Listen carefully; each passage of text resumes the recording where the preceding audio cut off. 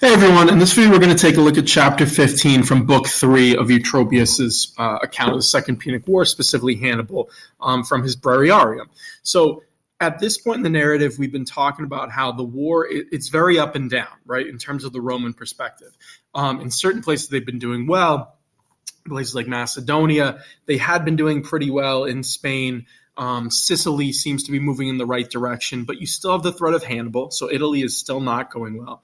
And the last major thing that happened is in Spain, the Scipios died, right? So this is Publius Cornelius Scipio and his brother. They were the generals who had been leading the campaign in Spain. They both die in this battle of the Upper Bytus against Hasdrubal, and now you have an army that has no leader, no general in there.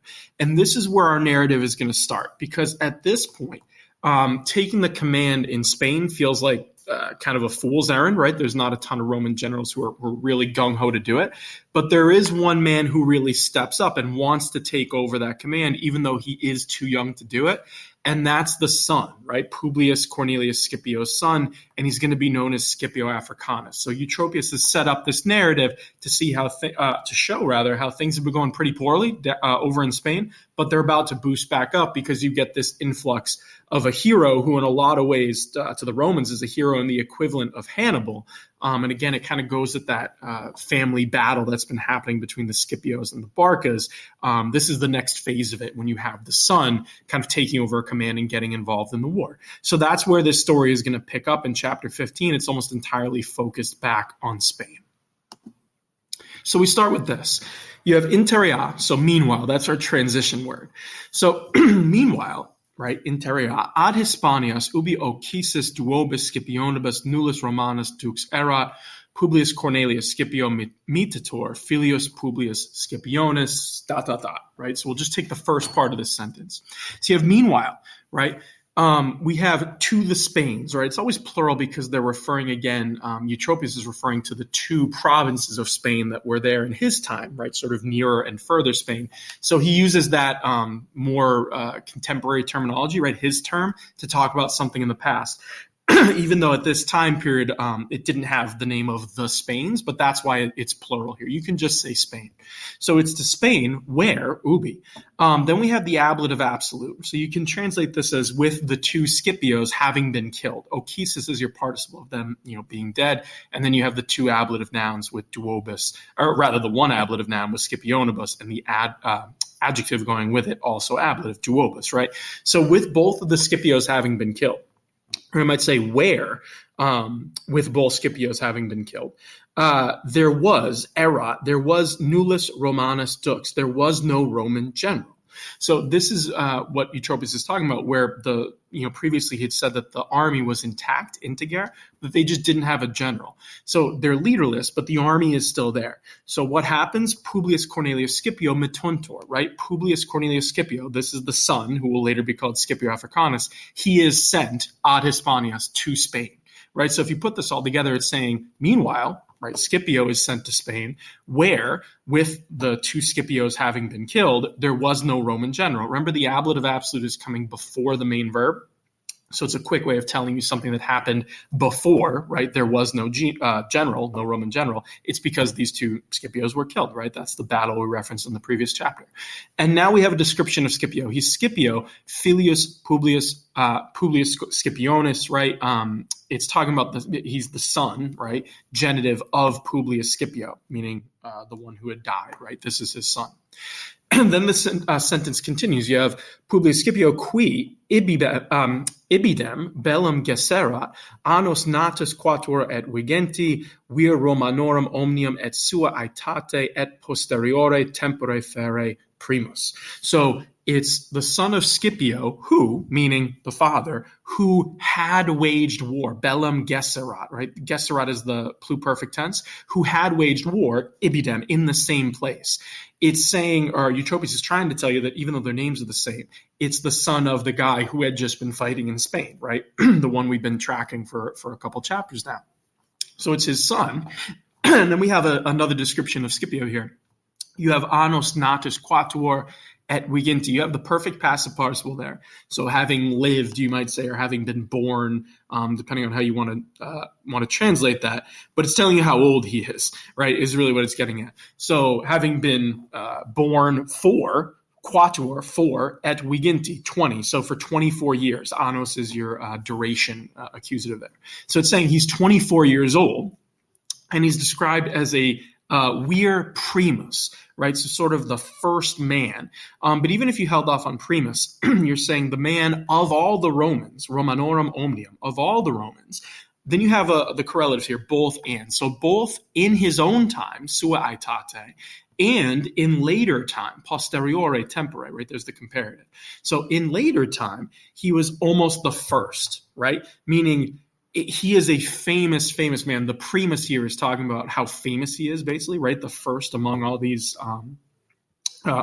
Romans. So he's this leader, right? And it's describing him as being this famous Roman leader of all the Romans, right? And not just during the Second Punic War, but of all time afterwards. He's still almost the primus, right? Almost the first one. So Eutropius is putting Scipio Africanus on a very high pedestal and saying that not only is he one of the best in the Second Punic War, but of all these famous Romans who come after him, right? Generals, leaders, he's up there with the greatest of them, right? That's his assessment of Scipio. So you have a couple things mixing here. Part of the way we're talking about the father, right? When we say he had waged war there, but most of this is referring to the son, right? Saying he's 24 years old and he, would become later on this great leader, right? This vir primus, if you want to think of it that way. Okay? So again, this is all about how Eutropius is setting up the great things that Scipio is going to accomplish, even though in his brief history, Eutropius is not going to go into detail on a ton of them. His audience would have known who Scipio Africanus was, and they would have understood a lot of these references that Eutropius is making. He's that famous of a Roman character. But now we continue on. You have is Carthaginem Hispaniae capit, inqua omne aurum argentum et belli apparatum afri habebant, nobelissimos quoque obsides quos ab Hispanis acceperant. There we go. So the is he, right? Meaning, Scipio Africanus. So he captures, right? Again, this is more like a historical present. So you could say he captured. And then he uses an interesting term here. He calls it Carthage of Spain. What he's referencing here is Carthago Nova, right? New Carthage, which is the sort of power base of the Barcid family and of the Carthaginians in Spain. So the first move that Scipio does is he takes the army and he goes right at basically their capital and he takes it, right? And we'll talk about in a second what he's referencing here. But it's that's what the Carthage of Spain is referring to.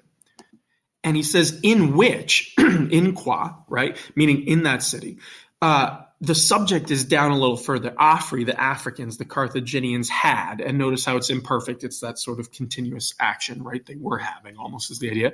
But they had all their gold, right? Omne aurum, their silver, and their equipment. The apparatum, it's where you get the word apparatus in English, but it's probably a good way to, a good translation is equipment, and it's the equipment of war, genitive belli. So they had all their stuff for conducting a war is really what belli apparatum means. But not only that, they have the money, right? This is why in a previous chapter when Hasdrubal loses to the older Scipio, right, the two brothers, so Scipio's father, Scipio Africanus, his father and uncle, this is why they get freaked out and they send reinforcements to Spain and not to Hannibal in Italy. Spain is a really important power center for them. It's where they're getting their money from the mines. They're getting troops. All their war is really happening in Spain. This is where Hannibal set out from. So the whole kind of war machine is really set up for Spain. So they're trying to protect it, and that's exactly where Scipio Africanus goes and takes it over, right? So he captures all this stuff, and he also captures the nobilissimos, the most noble hostages of Cides.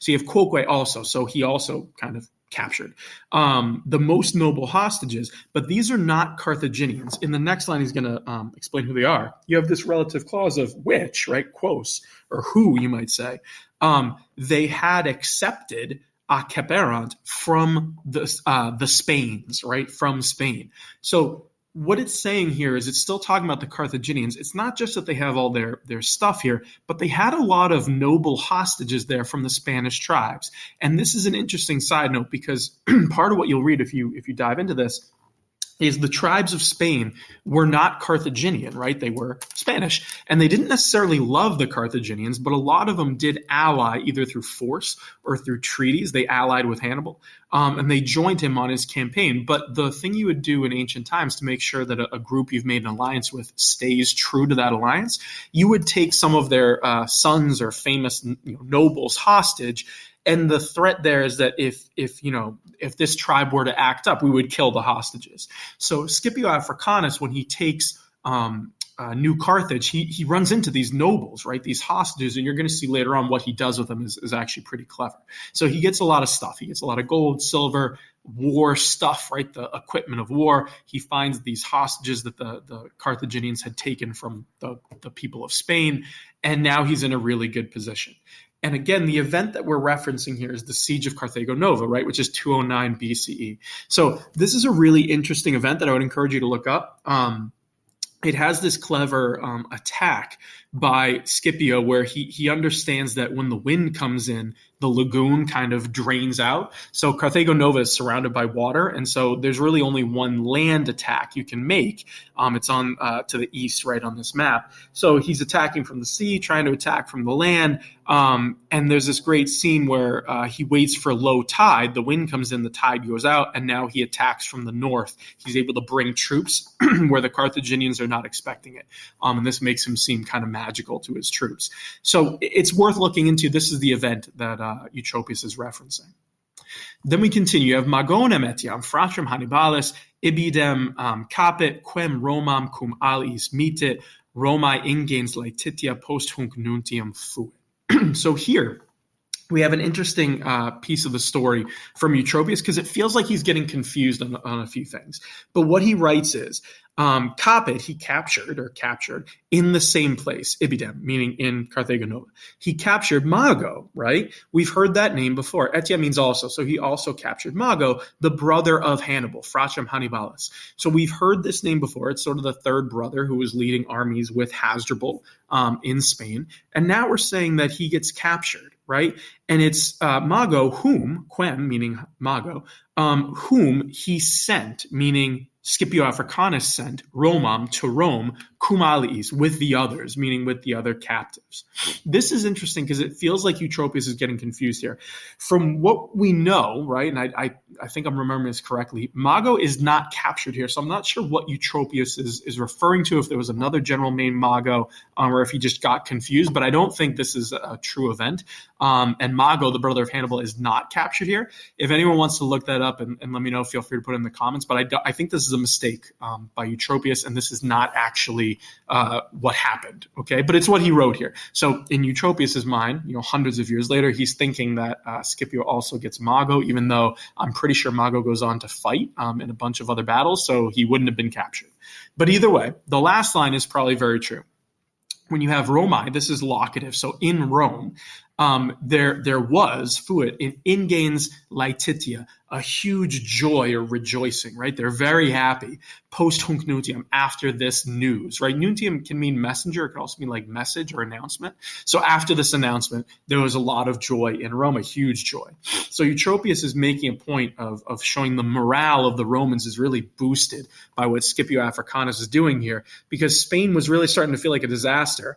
They had just lost the other two Scipios, and there's a question of who's going to lead the army. They send out Scipio Africanus, who's very young, and did they have faith in him at 25 years old? Probably not a lot, but nobody else really wanted to take it, and all of a sudden this 25-year-old is turning out to look like a military genius, right? Because he captures Carthago Nova, and he gets all this stuff, and he sends back all these spoils and prisoners and all these things. That's why you have the ingens laetitia, and it is the turning point of the war. And it's interesting, or at least the war in Spain, I should say. But it's interesting that Eutropius words it this way because he had just shown you how things had gone badly for the Romans in Spain. And now, again, we have his theme of overcoming all obstacles, even though the older Scipios, the father and uncle, are dead, and everything seems terrible in Spain. Now here's our hope, right? And that ray of hope is Scipio Africanus, who's going to be leading the Roman army against Carthage for the rest of the war. So again, it kind of ties into his theme of how Romans can overcome everything. You can see that where he's ending this chapter on a really high note, right? Things are going very well for the Romans. So again, I'd encourage you to look up these battles, look up Scipio Africanus. His siege of Carthago Nova is a really famous one, and interesting to look at too. But hopefully the grammar made sense. The Latin, it's not too bad. You just kind of parse it out one piece at a time. And if you have any questions at all, feel free to put them in the comments below. I'll explain them or help you however I can. But otherwise, just keep at it. Keep reading this. Like I always tell you, learn the vocab, read it aloud. Don't shut off the speaking and listening skills, and you should be in a pretty good place. Good luck.